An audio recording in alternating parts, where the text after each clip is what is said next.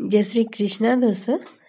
आज हमारा गीता अध्याय का 5वां दिन है। शुरू करते हैं।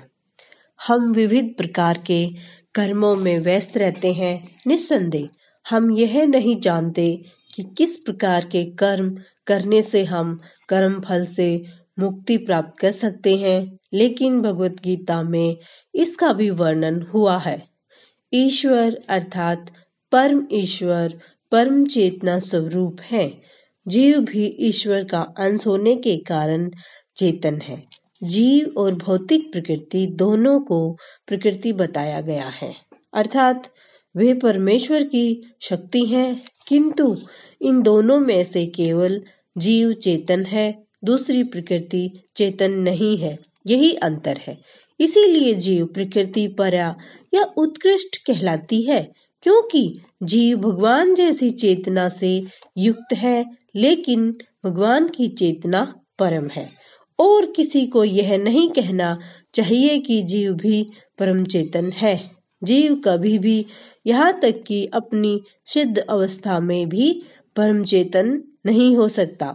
और यह सिद्धांत भ्रामक है कि परम चेतन हो सकता है। यह चेतन तो वह है, लेकिन पूर्ण या परम चेतन नहीं है।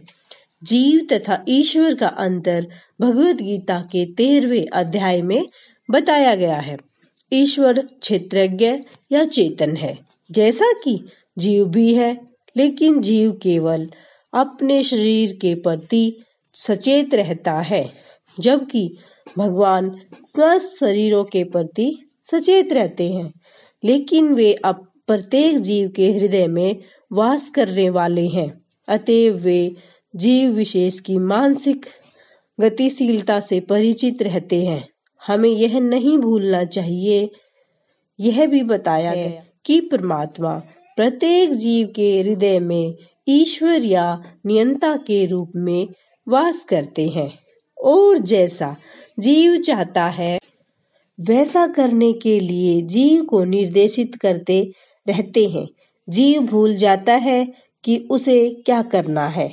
पहले तो वह किसी एक विधि से कर्म करने का संकल्प करता है, लेकिन फिर वह अपने ही कर्म के पाप पुण्य में फंस जाता है। वह एक शरीर को त्याग कर दूसरा शरीर ग्रहण करता है। जिस प्रकार हम वस्त्र उतारते और पहनते रहते हैं, चूंकि इस प्रकार आत्मा देहांतरण कर जाता है, अतः उसे अपने विगत कर्मों का फल भोगना पड़ता है। ये कार्यकलाप तभी बदल सकते हैं जब जीव सतोगुण में स्थित हो और यह समझे कि उसे कौन से कर्म करने चाहिए। यदि वह ऐसा करता है तो उसके विगत कर्मों के सारे फल बदल जाते हैं। फलस्वरूप कर्म शाश्वत नहीं है। इसीलिए हमने यह कहा है कि 5 तत्वों ईश्वर, जीव, प्रकृति, काल तथा कर्म में से 4 शाश्वत हैं, कर्म शाश्वत नहीं है। परम चेतन ईश्वर जीव से इस मामले में समान है। भगवान और जीव दोनों की चेतनाएं दिव्य है। यह चेतना पदार्थ के संयोग से उत्पन्न नहीं होती, ऐसा सोचना भ्रांति मूलक है। भगवत गीता इस सिद्धांत को स्वीकार नहीं करती कि चेतना भौतिक संयोग की किन्हीं परिस्थितियों से उत्पन्न होती है। यह चेतना भौतिक परिस्थितियों के आवरण के कारण विकृत रूप से प्रतिबिंबित हो सकती है। जिस प्रकार रंगीन कांच से परावर्तित प्रकाश उसी रंग का प्रतीत होता है, किंतु भगवान की चेतना भौतिकता से प्रभावित नहीं होती। भगवान कहते हैं मध्याक्षण प्रकृति।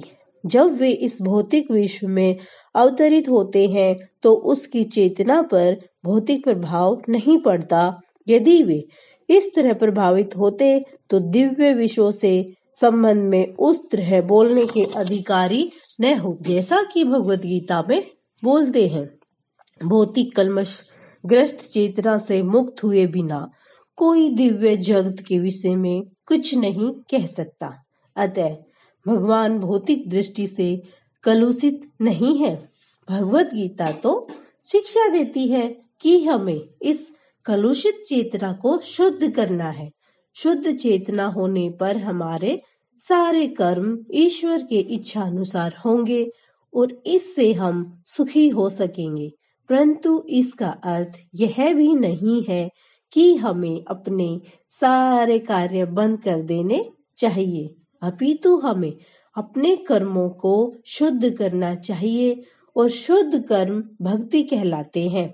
भक्ति में कर्म सामान्य कर्म प्रतीत होते हैं, किंतु वे कलुषित नहीं होते। एक अज्ञानी व्यक्ति भक्त को सामान्य व्यक्ति की भांति कर्म करते देखता है, किंतु ऐसा मूर्ख यह नहीं समझता कि भक्त या भगवान के कर्म अशुद्ध चेतना या पदार्थ से कलुषित नहीं होते, वे त्रिगुणातीत होते हैं। जो भी हो, हमें यह ज्ञान लेना चाहिए कि अभी हमारी चेतना कलुषित है। जब हम भौतिक दृष्टि से कलुषित होते हैं तो हम बद्ध कहलाते हैं। मिथ्या चेतना का प्राकट्य इसीलिए होता है कि हम अपने आप को प्रकृति का प्रतिफल मान बैठते हैं। यह मिथ्या अहंकार कहलाता है। जो व्यक्ति देहात्म बुद्धि में लीन रहता है वह अपनी स्थिति को नहीं समझ पाता। भगवत गीता का प्रवचन देहात्म बुद्धि से मनुष्य को मुक्त करने के लिए ही हुआ था और भगवान से यह सूचना प्राप्त करने के लिए ही अर्जुन ने अपने आप को इस अवस्था में उपस्थित किया था। मनुष्य को देहात्म बुद्धि से मुक्त होना है और आध्यात्मवादी के लिए प्रारंभिक कर्तव्य यही है। जो मुक्त होना चाहता है, जो स्वच्छंद रहना चाहता है, उसे सर्वप्रथम यह जान लेना होगा कि वह शरीर नहीं है। मुक्ति का अर्थ है भौतिक चेतना से स्वतंत्रता। श्रीमद् भागवत में भी मुक्ति की परिभाषा दी गई है। मुक्ति का अर्थ है इस भौतिक जगत की कलुषित चेतना से मुक्त होना और शुद्ध चेतना में स्थित होना। भगवत गीता के सारे उपदेशों का मंतव्य इसी शुद्ध चेतना को जागृत करना है। इसीलिए हम गीता के अंत में कृष्ण को अर्जुन से यह प्रश्न करते पाते हैं कि वह विशुद्ध चेतना को प्राप्त हुआ या नहीं। शुद्ध चेतना का अर्थ है भगवान के आदेशानुसार कर्म करना। शुद्ध चेतना का यही सार है। भगवान का अंश होने के कारण हम में चेतना पहले से ही रहती है, लेकिन हम में निकृष्ट गुणों द्वारा प्रभावित होने की प्रवृत्ति पाई जाती है। किंतु भगवान परमेश्वर होने के कारण कभी प्रभावित नहीं होते। परमेश्वर तथा शूद्र जीवों में यही अंतर है। यह चेतना क्या है? यह है मैं हूँ। तो फिर मैं हूँ क्या है? कलुषित चेतना में मैं हूँ का अर्थ है कि मैं सर्वे सर्वा हूँ, मैं ही भोगता हूँ। यह संसार चलायमान है क्योंकि प्रत्येक जीव यही सोचता है कि वही इस भौतिक जगत का स्वामी है तथा सृष्टा है। भौतिक जगत के दो मनों में विभाग है के अनुसार मैं ही सृष्टा हूँ और दूसरे के अनुसार मैं ही भोगता हूँ।